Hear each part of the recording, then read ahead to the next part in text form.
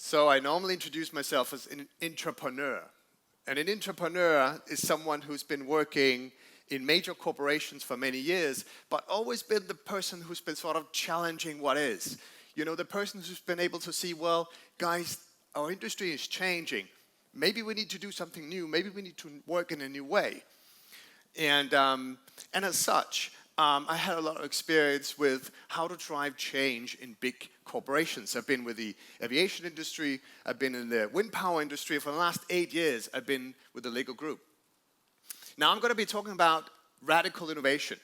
And why do we need to talk about radical innovation? Well, you all know this, but radical is the new normal.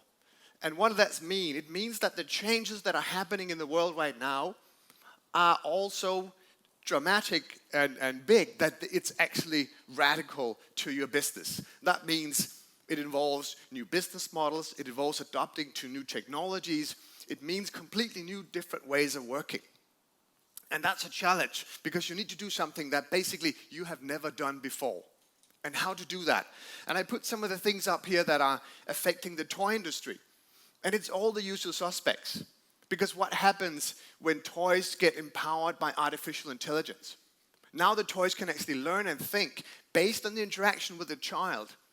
And then if you add robotics, now the toys will actually move the way that the kids would imagine them to.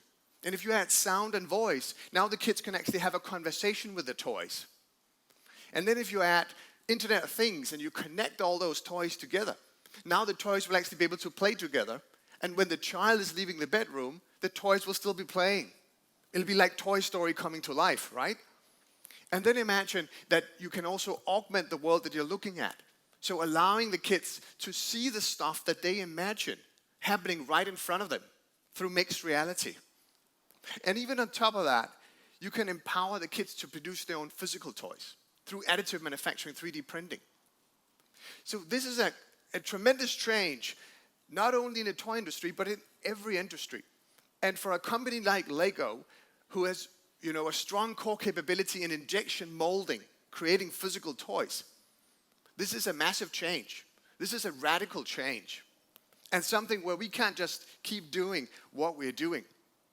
And the challenge with this is that you can't really foresee what's going to change and how is this going to change. And it's easy to make the wrong bet at the wrong technology at the wrong time. So the real question to ask here is not so much what will change and when, but more, how do we take a lead on these changes? How do we put ourselves in front of these changes and be the one that drives them? And it's not just about getting disrupted. There's also an ethical question to this. Because all these technologies can do great things for kids, no doubt. It can empower their creativity and their imagination. It can make them do stuff that they've never been able to do before. But it can also do the opposite. It can take away their creativity. It can take away their imagination and basically just hook them up to the matrix where they're passively consuming content. And in fact, that is what is happening at the moment. There's something called the Torrance scores that measures the level of creativity, both in terms of ability and confidence among people. And the new generations of kids have the lowest scores ever measured, meaning they're not creative. And that's a big problem, because at the same time we're saying these new generations of kids should be the most creative when they reach the workforce. And the challenge is really that they're spending way too much time consuming digital content. And the challenge with that is that this content is so beautiful, it's so gorgeous, that there are no cracks or gaps for them to fill out. They don't need the imagination. They don't need creativity. It's all there. It's all perfect in front of them. And actually, they don't dare to be creative because it's so perfect, the world that we're creating for them. So there's a big responsibility here. How do we leverage these technologies so they're actually beneficial for human beings, beneficial for the kids, so that it empowers creativity? And so there's a general responsibility for all companies in humanizing these technologies and making sure that they actually deliver long-lasting value for human beings. So clearly, for a company like Lego and any other company, doing nothing is not an option. So how do we move into this space? And I believe that there's a future core capability that any company will need, and it is the ability to explore and experiment with this future.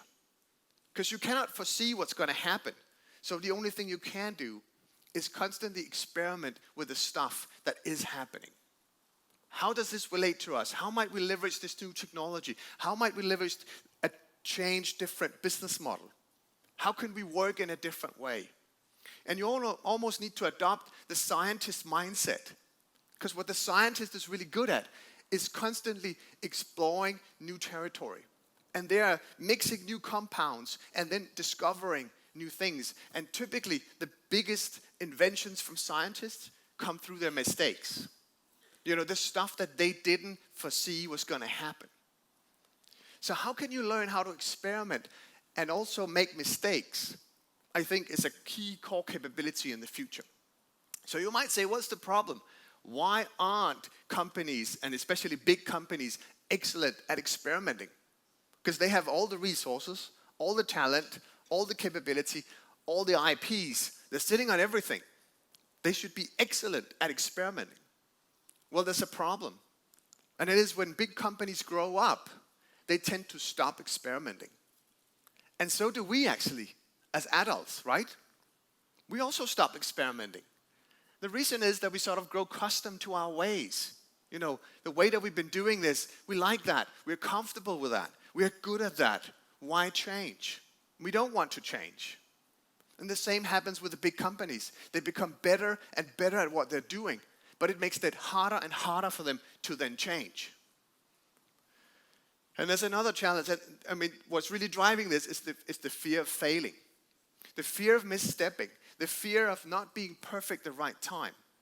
The first time. The fear of having to do something that you're not really good at.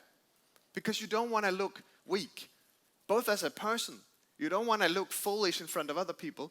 But as a company and as a brand that you maybe spend 100 years building up. You don't want to do something that makes you look unprofessional or not perfect the first time. But that's a challenge because we need to start exploring new territory. And actually, we're all hardwired to experiment because kids do nothing but experiment. And we all did that when we were growing up. Otherwise, kids wouldn't learn how to walk, how to talk, how to do anything if they weren't constantly experimenting. And when a child tries to stand up the first time and falls over, the parents don't go to that child and say, well, that's a failure right there. I hope not. Hopefully the parents will go and say, well done, try again. How might you improve your technique? And that's the same culture and mentality we need in our companies. How can we constantly encourage our people as leaders to experiment, to try again, and to not look at the stuff that doesn't work as a failure, but as a way to learn new things, as iterations, and constantly improving on that. And that will be a core capability that every company needs, because if we don't, we become rigid and stuck. Both in our personal lives, hard to change. And when companies become rigid and stuck, they tend to fail and disappear. And that's what we're seeing. And in fact, future studies are showing that it's expected that almost 70% of Fortune 500 companies will not exist in 10 to 15 years because of this, because of their inability to change. So there's a need for an entrepreneurial culture. Because the entrepreneurs are the people that are driving this change. And they are good at constantly experimenting with it. But it's hard work. Today, most companies are not set for having entrepreneurs. In fact, they're set for the opposite. So the entrepreneurs are constantly fighting what you might say is the immune system of the existing organization. It's trying to kill them off. It's seeing them as a virus that's trying to change something that seems to be working, that we spent 100 years building. So they're sending white blood cells to kill them off. And typically 2 things happens to entrepreneurs in big companies. Either they give up and do as they're told, or they burn out and leave.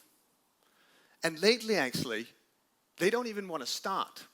You know, the millennials and Gen Zs, they don't want to work in these places. They don't want to get stuck in a silo where they have no impact and nothing seems to be changing. So they start their own business. They become freelancers, and that's the rise of the gig economy. So there's a huge problem for companies in the future. How do you attract and retain these entrepreneurs? You have to build a culture for it. So I believe future organizations and leaders will have to become ambidextrous.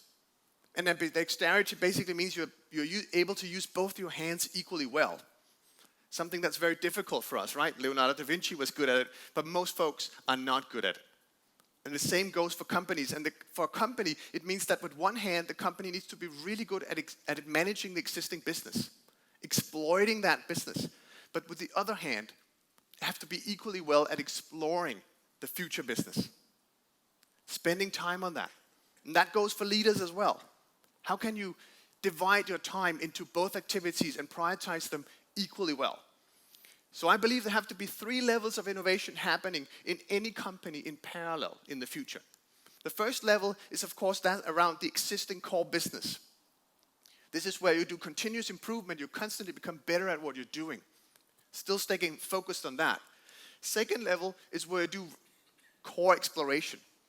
That means you're exploring the same business, but adopting to new technologies, digitizing maybe your existing business. But it might still be the same operating model and business model, and it's still happening within your core business. The third level is where you do radical exploration.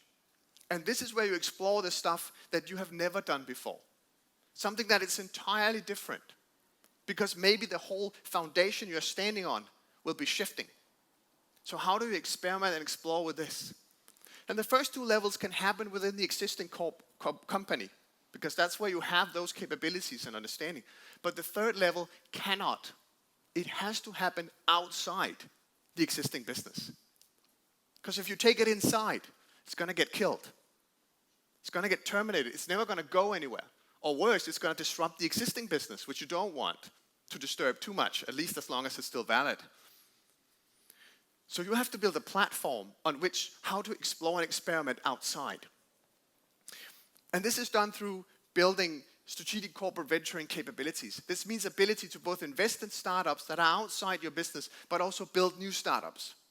New startups where you can experiment with new ideas. You don't want to build those inside unless they're following the same operating model or business model. But if they're different, you need to take them outside.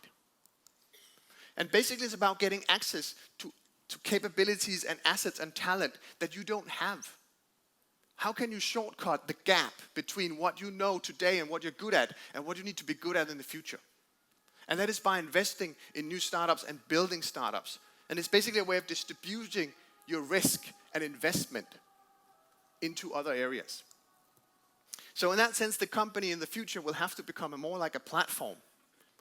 And a platform means a place where other entities can engage. How do you open up your assets? How do you open up your capabilities and your people to be able to explore with other things? So here's an example from Lego, where we did just such an experiment. And we launched what is called Lego Ideas. And Lego Ideas is a platform, a little like Kickstarter, where fans and customers can pitch their own product ideas. I would wish Lego would launch this product. And you pitch it on the platform, but Lego doesn't look at it. Only the community of fans and other customers will look at it. And you need minimum 10,000 supporters. And a supporter is a person that's willing to buy the product at a specific price point before Lego will launch it.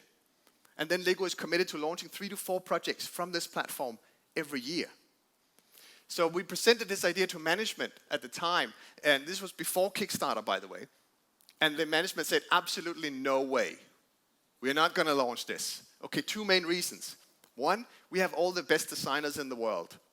Why should we let our customers and fans produce our products? And second reason is, all the good ideas will then be freely available on an open platform. We don't want a competition to look over our shoulder and take the good ideas. So they said no. So we said, okay, how do we de-risk this? How do we make a pilot? How do we experiment with this new way of working?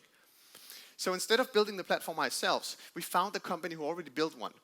And they were a small Japanese design company because in Japan they already were experimenting with these things. And we also chose Japan as a market because Japan we could isolate it language-wise and say, here we can do a pilot. So we called it Kuso, which means wish in Japanese. And there was no Lego logo because we wanted an arm's length to it to sort of not disrupt the existing business. We launched that platform, and the first product to come on the platform was this submarine. It's called the Shinkai. It's a real Japanese-made submarine, the only one that can go down to 6 kilometers depth underwater, manned. And it was a national pride of the country because engineers in Japan had built it. We launched it with 0 spent on marketing.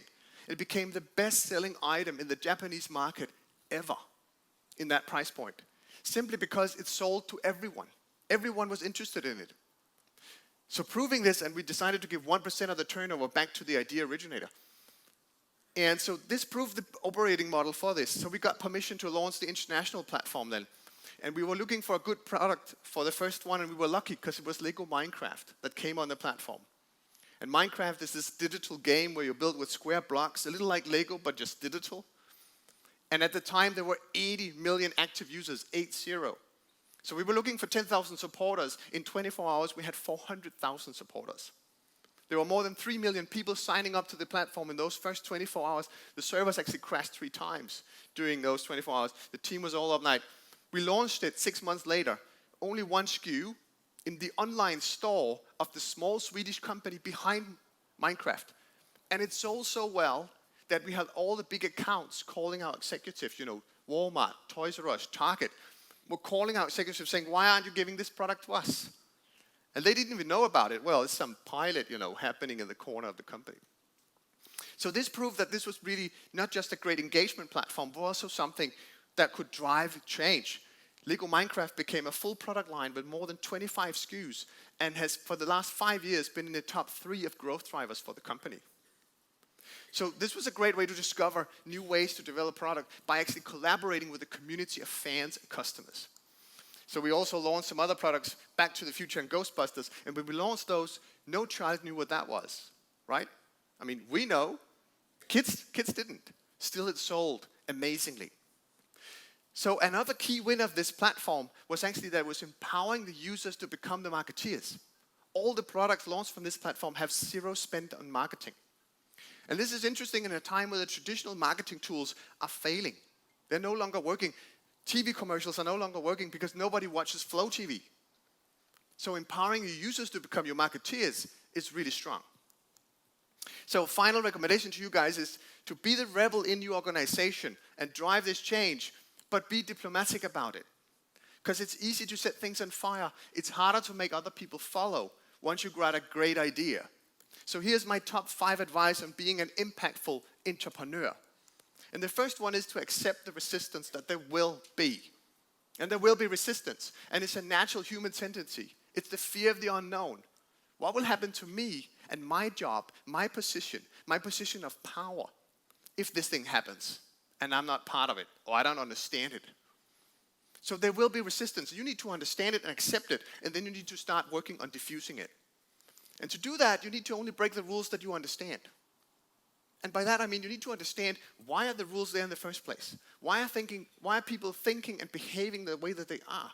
And especially in a legacy organization with maybe 100 years behind it. Why was this built up in the way that we are? And you need to understand that because you need to create a story and a narrative that speaks about, how to venture from this and into the future. And you need to understand whose toes you're stepping on so you can pick them up along the way. Because over time you need to build a tribe, which means you need to get fellowship behind what you're doing. And maybe not look at your idea as a project or a product or service, but more like a movement. Something that's changing not just our products and services, but the very way that our company is operating and working. And to do that, you need to write a lot of love letters, quite literally, which means you need to be very diplomatic, very humble, very kind, and understand and respect the existing business, knowing that you're standing on the shoulders of giants looking into the future, and it is the existing business that's paying your salary today. And finally, you want to make other people shine, because you want to make sure that they want to come back for more. You want to make sure that you're sharing the wins of these new initiatives so that you get more and more people behind you over time. So you want to become diplomatic rebels. Thank you guys. Appreciate it.